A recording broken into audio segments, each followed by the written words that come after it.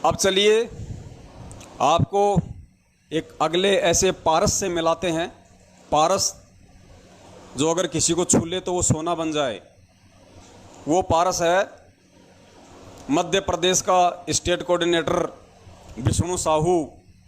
गेंडा स्वामी, शक्ल तो देखी होंगी आपने उसकी, बिल्कुल चोरू जैसी है, लुटेरा शक्ल से भी और अपने कर्मों से भी।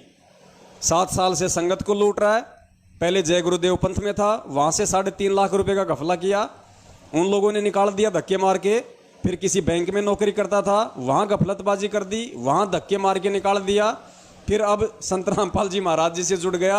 अब पिछले 7 साल से यहाँ पे लोगों को लूट रहा है। अब भी इसके धक्के लगने वाले थोड़े बहुत दिनों में। संगत समझदार हो गई। तो कहने का मतलब है, आप संगत वालों को तो सार शब्द उसके बाद मिलेगा, आपसे पहले तो इन महापुरुषों को मिल गया होगा। और गुरुजी ने कह दिया कि सार शब्द उसको मिलेगा जो कति घिस चुका होगा, कति भगत बन चुका होगा। तो देखिए, अब हमारे विष्णु साहू जी आपको सुनाएंगे यहाँ पे। ये घटना आज से 3 साल पहले की है। और 3 साल पहले उन्होंने देश दुनिया के सामने, मीडिया के सामने लाइव इंटरव्यू दिया और कहा कि अगर अगले 6 महीने में संत रामपाल जी महाराज जेल से बाहर नहीं आए तो मैं अपनी गर्दन कटवा लूंगा। पुण्यात्माओं, 3 साल हो गई, 6 महीने बीत गए, आज इसकी गर्दन पहले से डबल हो गई है। कटवाने की बात तो दूर, इसकी गर्दन डबल हो चुकी है। अब बताओ, गुरुजी कहते हैं संत वचन पलटे नहीं, चाहे पलट जाए ब्रह्मांड। अरे वचन चाहे भगत का हो, चाहे अपने गुरु का हो, वचन तो वचन बोलता है। अब अगर इसने ये बात कही कि 6 महीने में यदि संत रामपाल जी महाराज जेल से बाहर नहीं आए तो मैं विष्णुदास अपनी गर्दन कटवा लूंगा, इस नालायक की गर्दन तो आज भी गेंडे की तरह इसके धड़े पे ही है। तो बताइए, इसको कहाँ इसको सार शब्द मिला होगा, कहाँ इसको सार नाम मिला होगा? क्या ऐसा महाजूठा व्यक्ति प्रथम नाम के भी लायक है? और मध्य प्रदेश की बेचारी भोली संगत ऐसे गेंडा स्वामियों के पीछे अपना जीवन बर्बाद कर रही है। पुण्यात्माओं, ज्ञान को आधार बनाओ और सुनो अपने गेंडा स्वामी का ये इंटरव्यू। जी भगत जी, सत्साई जय बंदी छोड़।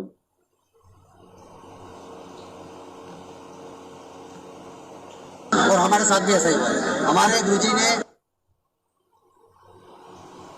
और हमारे साथ भी ऐसा ही हुआ है। हमारे गुरुजी ने यहाँ पर सबको बोला था, जितने भी संत महंत आचार्य है देश के अंदर विदेश के अंदर, सबको बोला कि आओ, अगर आप परमात्मा का पद नहीं जानते तो मुझसे ज्ञान चर्चा करो। हमारे साथ खुलासा किया, शास्त्र में बताया कि देखो यहाँ पर परमात्मा ऐसे मिलेगा, इस विधि से मिलेगा, और आप लोग जो कर रहे हो गलत साधना कर रहे हो, आओ मुझसे शास्त्र करो। कोई भी गुरुजी शास्त्र करने को तैयार नहीं हुआ और उनकी दुकान बंद होते नजर आने लगी। सारे जितने भी संत महंत के अनुयायी थे वो उनको छोड़कर हमारे गुरु से नाम दीक्षा लेने लगे। तो उन्होंने एक षड्यंत्र बनाकर, एक सोची समझी साजिश के तहत हरियाणा सरकार के साथ मिलकर हमारे गुरुजी को षड्यंत्र के तहत जेल में डाल दिया गया। मगर फिर भी हम बोले कि परमात्मा है, परमात्मा में लीला करते हैं। और हम ये आपको गारंटी के साथ बोल सकते हैं कि हमारे सदगुरु जी आने वाले 5 से 6 महीने में जेल से बाहर आ जाएंगे और न्याय तो दास अपनी गर्दन कटवा देंगे।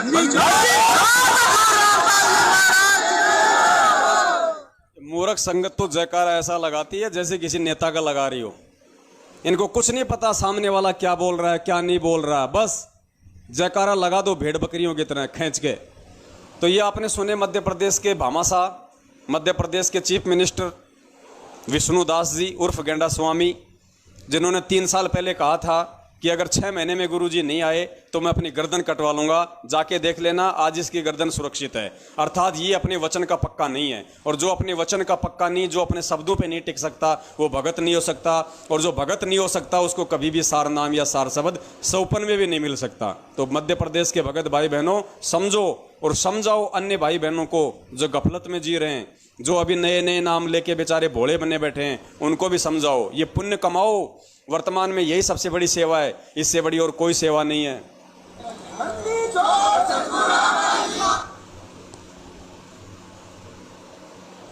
अब आगे लेके चलते हैं आपको एक ऐसी महान विभूति से जिनको पुरुषोत्तम सैनी के नाम से जाना जाता है, जो हरियाणा के कुरुक्षेत्र में वहाँ के कोऑर्डिनेटर हैं, नामदान संचालक हैं, और अपना एक फर्जी आश्रम भी बना रहे हैं, अपना धार्मिक धंधा सेट कर रहे हैं। उनका एक छोटा सा इंटरव्यू आपको सुनाते हैं 2014 का बरवाला कांड का। क्यों पहले तो ये बन रहे थे वहाँ पे सलमान खान, भक्तों को हाथों में दे दे के डंडे, वहाँ इन्होंने आर्मी तैयार कर दी। और जैसे ही वहाँ पे पुलिस प्रशासन ने धावा बोला और सबकी जब पुलिस वालों ने धोती कर दी गीली, और जब भाई साहब ने देखा कि अब कहीं ठोस ठिकाना नहीं है, तो भाई साहब जी भेष बदल के वो अपना सफ़ेद कुर्ता पजामा छोड़ के और बिल्कुल अपना जेंटलमैन बन के पता नहीं किसकी बाथरूमों में जाके किसकी बेचारे की पैंट उठाई, किसी की शर्ट उठाई, किसी के जूते उठाए और बन के बाबू और आश्रम से बाहर निकलने की कोशिश कर रहा था। और जैसे ही पकड़ा गया पुलिस वालों ने जैसे ही पकड़ा, तुरंत वो मीडिया वाला आ गया और मीडिया वाले ने इसको पहचान लिया और मीडिया वाले ने इसको कहा कि ये देखो अभी एक और नया अभी एक आया है पुलिस की पकड़ में, नाम बताया पुरुषोत्तम सैनी। तो बोला साहब आप कहाँ से आए हो, कौन हो? तो पुरुषोत्तम सैनी साहब क्या बोल रहे हैं, जो एक दिन पहले भक्तों को कमांडो बना रहे थे, भक्तों को पुलिस वालों से लड़ने के लिए तैयार कर रहे थे, मरने मारने की बातें कर रहे थे, अब वो भेष बदल के जैसे पकड़ा गया और इंटरव्यू में पूछा मीडिया वाले ने, तो भाई साहब क्या कह रहे हैं पता है? भाई साहब कह रहे हैं कि मैं तो सरकार का और संत रामपाल जी महाराज का समझौता करवाने के लिए आया था, मेरा कोई रोल नहीं है किसी प्रकार का, मैं तो रामपाल बाबा का और सरकार का समझौता करवाने के लिए आया था। अब ये देखो ये चौधरी बन के आया, अब ये चौधरी बन रहा है, अब ये सरपंच बन रहा है, समझौता कराने का ठेका ले रहा है। और एक दिन पहले, क्योंकि हम भी तो वही मौजूद थे, हमें पता है ना वहां पे कौन कौन अपना अपना रंग जमा रहा था। उस समय तो ये दादा बन रहा था वहां पे, मर जाएंगे, मार देंगे, कोई आश्रम को हाथ तो लगा के दिखा दे, ये कर दे, वो कर दे। और जब पकड़ा गया, जब इसको लगा कि अब पुलिस वालों ने बिल्कुल डंडे को तेल पिला रखा है और अब वो तेल वो तुम्हारे ऊपर उतारेंगे, तो कह रहा है कि मैं तो साहब सरकार का और बाबा रामपाल का समझौता कराने आया था। अब पुण्यात्मा वो ऐसे माँ झूठे, ऐसे दोगले, ऐसे गुरु गद्दार जो खुद अपने गुरु को आश्रम में छोड़ के भगोड़ा बन रहा है, आश्रम से फरार होने की कोशिश कर रहा है और खुद मतलब अपने आप को गुरु जी का भगत भी नहीं बता रहा। वो कह रहा है मैं तो सरकार का बाबा रामपाल का समझौता कराने आया था। ऐसे गुरु गद्दार आज पुण्यात्माओं इस संगत के ऊपर अपना दोष जमा के बैठे हैं, इस संगत को अपने घर की गुलाम बना के बैठे हैं ये लोग। और ये गलती इन लोगों की नहीं अकेले की, ये आप लोगों की है, बराबर की गलती है। आप लोग भेड़ बकरी बन के रहना चाहते हैं, ये आपकी कमजोरी है। और जब तक आप लोग जागोगे नहीं, जब तक आप लोग सच को जानोगे नहीं, पहचानोगे नहीं, आवाज नहीं उठाओगे, संघर्ष नहीं करोगे, इन गधों से सवाल नहीं करोगे, ये आपका ऐसे ही दोहन करेंगे, ये लोग आपका ऐसे ही शोषण करेंगे और कर रहे हैं। सुनिए वीडियो।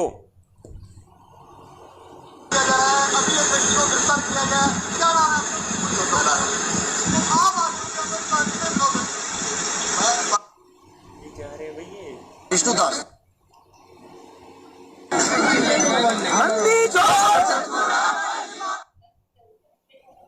सुनना मीडिया वाला कह रहा है कि अभी अभी और पकड़ा गया है, फिर नाम पूछ रहा है।